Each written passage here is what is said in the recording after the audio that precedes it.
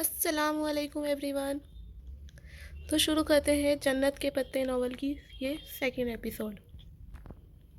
ارحم اور زارا کو ڈراپ کر کے وہ اپنے کمرے میں آ گئی۔ ڈنر کا وقت ہونے والا تھا۔ اس نے کپڑے بھی ڈنر کی مناسبت سے پہنے تھے، مگر جوس چھلکنے کی وجہ سے ذرا داغ پڑ گیا تھا۔ اس نے جلدی سے اپنا دوپٹہ دھو کر استری کیا۔ اسے رہ رہ کر وہ خواجہ سرا یاد آ رہا تھا۔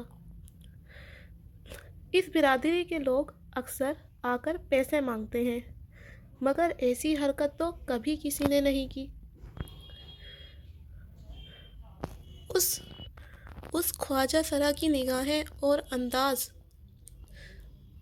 اس کو پھر سے جھرجھری آ گئی۔ پھر جب وہ اپنی تیاری سے مطمئن ہو کر باہر آئی تو دروازے کے باہر پاؤں کسی چیز سے ٹکرایا۔ وہ چونک گئی۔ دروازے کے ساتھ فرش پر وہ سفید ادھ کھلے گلابوں کا بوکے پڑا تھا، ساتھ میں ایک بند لفافہ بھی تھا۔ وہ دونوں چیزیں اٹھا کر سیدھی ہوئی۔ لفافہ کھولا جس پر حیا سلیمان لکھا ہوا تھا۔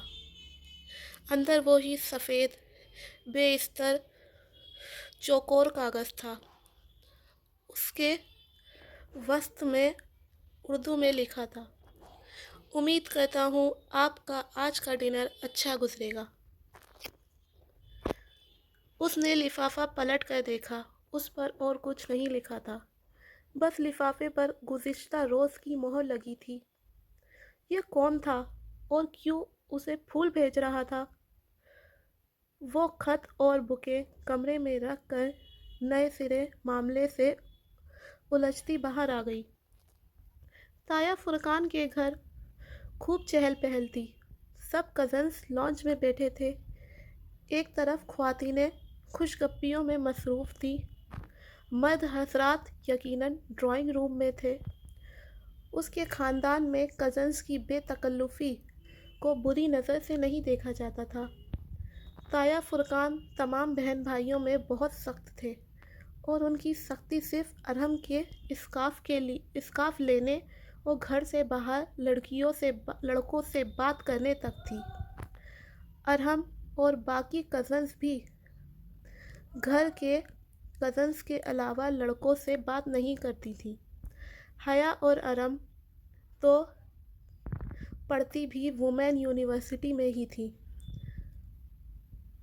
ہاں، دوسرے چچا اور خود سلیمان صاحب اپنے بچوں کی شادیاں مکس گیدرنگ میں کریں گے۔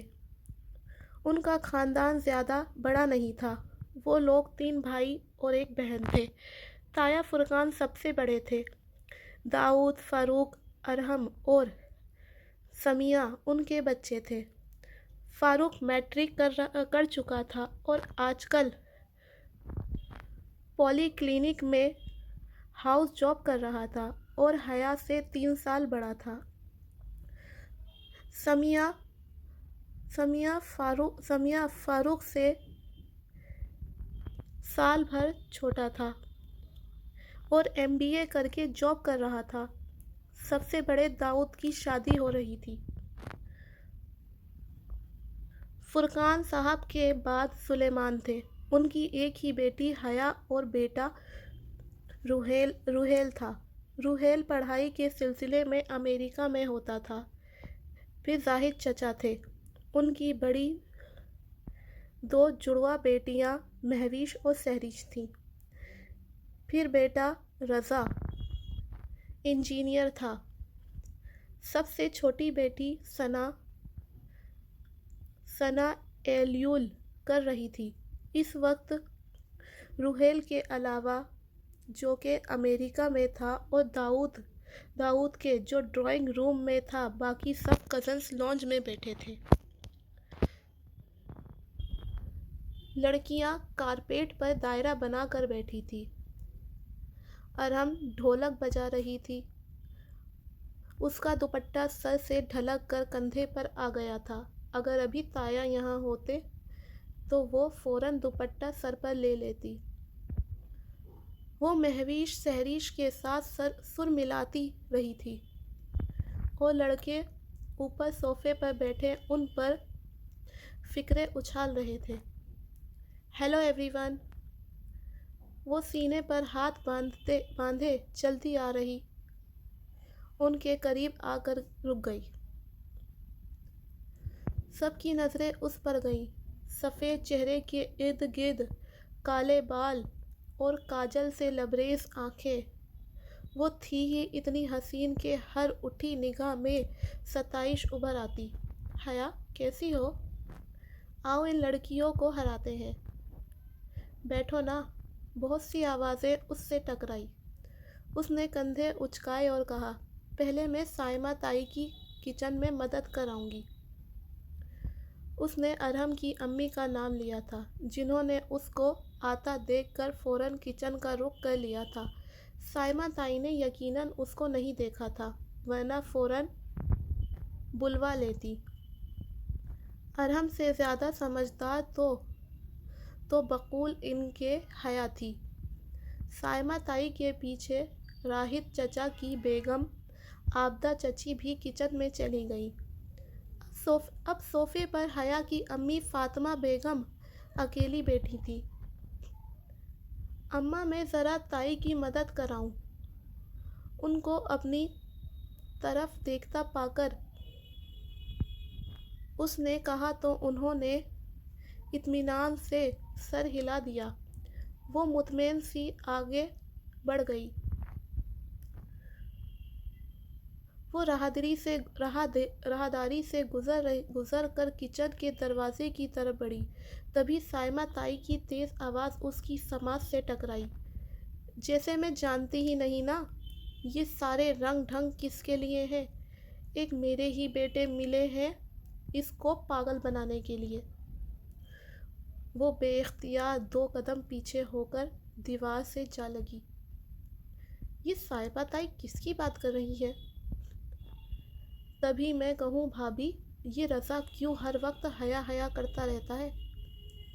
یہ عابدہ چچی تھی نا، وہ اس کے بارے میں کہہ رہی تھی۔ پچھلی دفعہ جب ہم سلیمان بھائی کی طرف کھانے پر گئے تھے تو کس طرح نقصی تیار پھر رہی تھی۔ تب سے رضا میرے پیچھے پڑا ہے کہ حیا کا رشتہ مانگے۔ اس لڑکی کو لڑکوں کا دل جیتنے کا فن آتا ہے۔ کتنی مشکل سے داؤد کے دل سے اس کا خیال نکالا تھا میں نے، اور فرقان نے تو اڑ ہی گیا تھا کہ شادی کروں گا تو حیا سے، مگر جب فرقان نے سختی کی کہ ایسی بے پردہ اور آزاد خیال لڑکی کو اپنی بہو بنا کر ہم نے اپنی آخرت خراب کرنی ہے، تب کہیں جا کر وہ مانا۔ اور اب یہ فاروق کو پتہ نہیں کیا ہو گیا ہے۔ کیا کروں اس لڑکے کا؟ اب وہ پھر کیل کانٹوں سے لیس ہو کر آ جائے گی اور اس کے جاتے ہی فاروق ضد لگا کر بیٹھ جائے گا۔ اب میری ارحم بھی ہے، مجال ہی گھر سے باہر سر پر دوپٹہ لیے بغیر نکلے۔ سائمہ تائی بے فکری سے کہہ رہی تھی اور وہ دھواں ہوتے چہرے کے ساتھ دیوار سے ٹیک لگاتے کھڑی تھی۔ اسے لگا کہ اس نے مزید کچھ سنا تو اس کے اعصاب جواب دے جائیں گے۔ بدوقت اپنے وجود کو سنبھالتے ہوئے واپس مڑ گئی۔ کسی بات پر ہنستے ہوئے فاروق کی نگاہ اس پر پڑی تو اس کو راہداری سے آتا دیکھ کر اس کی ہنسی رک گئی۔ میں مسکرایا۔ بہت مناسب سی شکل و صورت کا تھا فاروق، اور ٹف روٹین کی وجہ سے اس کا رنگ مزید سانولا ہو گیا تھا، مگر مسئلہ اس کی واجبی صورت اور حیا کی بے پردگی کا نہیں تھا۔ اصل بات سب جانتے تھے۔ پھر رضا اور فاروق نے ایسا سوچا بھی کیسے؟ وہ ایک سپاٹ نگاہ فاروق پر ڈال کر صوفے پر فاطمہ بیگم کے ساتھ آ بیٹھی۔ تمہیں کیا ہوا؟ کچھ نہیں اماں، وہ بدوقت خود کو نارمل کر پائی، وہ مطمئن ہو گئی۔ تو وہ صائمہ تائی کے بارے میں سوچنے لگی، جن کا حیا میری جان کہتے منہ نہ تھکتا تھا، اور فرقان تایا کی تو وہ بڑی بیٹی تھی، مگر ان کے دل میں ایسے خیالات تھے یہ وہ گمان میں بھی نہیں کر سکتی تھی۔ اور وہ پھول، وہ بھی فاروق یا رضا نے بھیجے تھے، مگر جب پہلی بار اس کو پھول آئے تھے تو فاروق شہر سے باہر تھا اور رضا تو اسلام آباد میں ہی تھا، مگر ان میں سے کسی کو بھی اس کی سماجی سلیکشن کا پتہ نہیں تھا۔ شاید جب وہ زارا کو فون پر بتا رہی تھی تب کھڑکی کے باہر کچھ کھڑکا تھا۔ وہ جو کوئی بھی تھا اس نے کھڑکی کے باہر سے ساری بات سن لی تھی، اور اس نے پھولوں کے ساتھ خط لکھ کر رکھ دیا ہوگا، مگر کورئر پر تو ایک دن پہلے کی مہر لگی ہوئی تھی۔ شاید اس نے کوئی جعلی مہر استعمال کی ہوگی، مگر اس طرح کے جھمیلوں میں فاروق اور رضا جیسے جاب والے مصروف بندے کیوں پڑیں گے بھلا؟ اس کا دل کہہ رہا تھا کہ پھول بھیجنے والا کوئی اور ہی ہے۔ خیر دفع کرو، جو بھی ہو، ان دونوں کا دماغ تو میں ابھی ٹھکانے لگاتی ہوں۔ وہ تیزی سے اٹھ کر لڑکیوں کے گروپ کی طرف چلی آئی۔ ارحم، اس نے اپنے مخصوص انداز میں سینے پر ہاتھ باندھے ہوئے ارحم کو مخاطب کیا، تو سب رک کو اس کو دیکھنے لگ گئے۔ کیا تم لوگوں نے سبین پھپھو کو شادی کا کارڈ بھجوایا تھا ترکی؟ کنکھیوں سے اس نے فاروق اور رضا کے چہرے کو ماند پڑتا دیکھا۔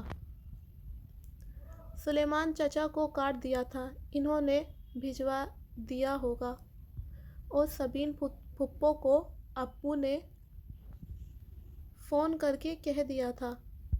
کیا سبین پھپھو آئیں گی؟ آنا تو چاہیے، قریبی رشتہ ہے، تم سے نہ سہی ہم سے تو ہے۔ اس نے قریبی رشتے پر زور ڈالتے ہوئے فاروق اور رضا پر ایک نظر ڈالی۔ ان کے چہرے پھیکے پڑے تھے اور دونوں ہی سوچ میں گم تھے۔ پھر کھانے کے وقت صائمہ تائی نے سب سے پہلے اس کو بلایا۔ حیا میری جان، تم تو سمجھدار ہو، یہ ارحم تو بس تم نے ٹیبل پر خیال رکھنا ہے، جیسے ہی کوئی ڈش خالی ہو یا آدھی ہو جائے تو فوراً ظفر کک کو آواز دے دینا، ٹھیک؟ شور تائی، میں خیال رکھوں گی۔ وہ بدوقت مسکراتی ہوئی